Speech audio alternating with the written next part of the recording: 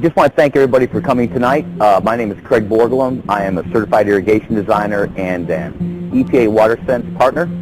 And we're here tonight to talk about controllers and drought issues. As you know, Florida's in a prolonged drought and it's going to go on, so we're going to always be stuck with these water restrictions that we have. The water restrictions that we have, they're now statewide, are that you can only water twice a week, and you can only water between 4 p.m. and 10 a.m., which for most people should be more than enough time. For a lot of large commercial projects, they do have a problem with that water window. Anyways, this is more based toward the residential homeowner. I want to start speaking about the controllers. Okay, this is a very standard controller, probably the most common one that I see in my work in the residential market. And it's a digital controller, which is much better than the old mechanical controllers that you might have seen, especially in places like Sarasota County and Volusia County. You can't even have a mechanical controller anymore. So after I show how to operate this, then I was going to do a small PowerPoint showing how to change one out yourself in case you wanted to do that. So first, let's talk about run times. Sprays, which are the little pop-up ones that don't move, they just pop up, spray, and then pop back down. Those have to run for 1/3 of the time as what we call rotors. Rotors are the big ones that turn and spray a long distance. Quite often I will go and see where someone has all their sprinklers set to 30 minutes per zone, whereas they might have 2 spray zones and 2 rotor zones. So what's happening in this situation is the rotors aren't on long enough and the sprays might be on a little bit too long. Now, when we apply water, what we're trying to do is we want to fill the soil area, which is about 6 to 8 inches deep. We're not trying to water that much deeper than that, because trees and other really large, deep-rooted shrubs, they get water without having to put in a lot of supplemental water from your sprinkler system. So as we're trying to water this area, we're also trying to limit the amount of water that runs off, and also because Florida has very sandy soil, the water has a tendency to percolate down past the root zone to where it's not available to the plant to use. So what I'm going to show you is a different kind of way to set your controller versus what I commonly see, which is they just set it for, let's say, 20 minutes for the sprays and an hour for the rotors, which if you have a reasonably efficient sprinkler system, that's probably a good ballpark figure to use, because you can't get a real to-the-minute idea of what any individual zone at your house would use without doing a water audit, which is a complicated, expensive thing. So we'll just assume that we want to run the spray zones for 20 minutes and the rotor zones for an hour. And of course, that would change if an area is in deep shade, you would probably want to do half that amount. We're talking about areas that are in full sun. So rather than run the rotors for an hour and the sprays for 20 minutes, it would be better to run the rotors for 20 minutes and the sprays for 7 minutes, but set our controller to go on 3 times consecutively, meaning if we have 3 zones, 2 rotors and a spray, it would go 20, 27, and then the whole thing would start again, and then it would start again. The reason for that is because we're trying to eliminate 2 things.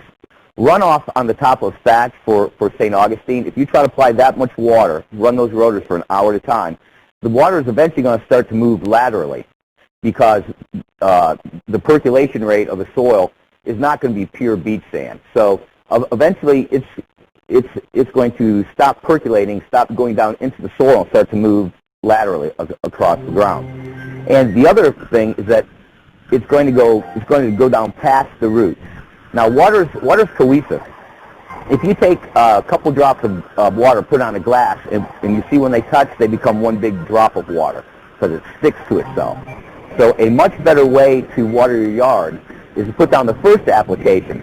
Okay, because it's a shorter run time, it's not going to percolate down as deep, and when you put down your second application, the first one will catch that as it's going through. So we put down one, and we put down another while there's already some water in that root profile, and it'll help trap that water and keep it from deep percolating, and then we put down some more. And so that way we have less water running down through the gutters, and we also have more water in our root profile, so we don't have to water as long because we're making better use of of what we have. Now, you don't always have to use that much water. The highest evapotranspiration rates for Central Florida are April, May, and June, and September, October. That's when it's still hot out, but the humidity is very low. So when we're in, say like now, we're lately we've been getting a lot of rain, you wouldn't need to run it quite that long, maybe only 80% of that amount of time. So how do you do that without completely going around and changing every zone time? Well, any decent digital controller will have a function here called a water budget or a water adjust. I think Hunter calls it a global adjust.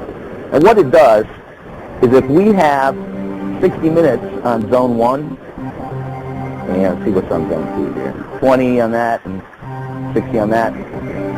Let's say we want to use, we think we could drop our runtime by about 20%.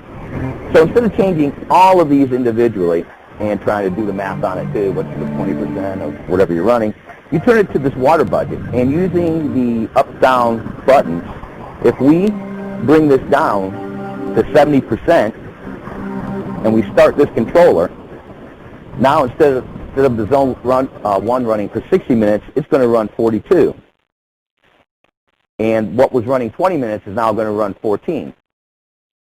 And when we get in the wintertime, you can probably set this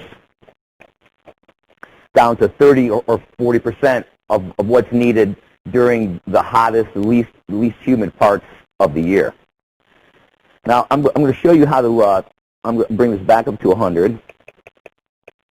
And I'm going to show you how to set these run times. Okay. That's at 60 minutes, so we don't want to do that. We're going to bring that down to 20.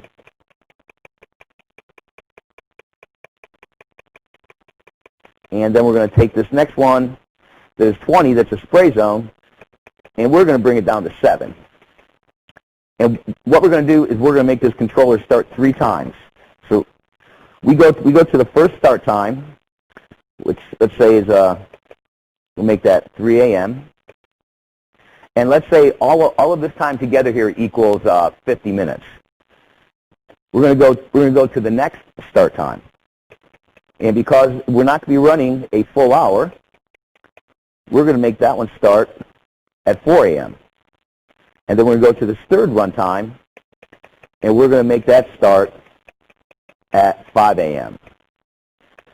This way, we're not trying to apply all the water at one time. And it's called a syringe cycling method, and it's a much better way than trying to apply all the water at once. So let's say you have an old, Richdell mechanical controller with the little white pins, and it's hard to tell exactly how long it's running, and you can't make it start multiple times. So you may want to, in order to save money, since this water budget function makes it so easy to change your run times, you're more likely to go out and do that than if it's a complicated ordeal with a mechanical controller. So I'm going to explain how, if you have one of these older type controllers, how you can take it and change it to a digital controller.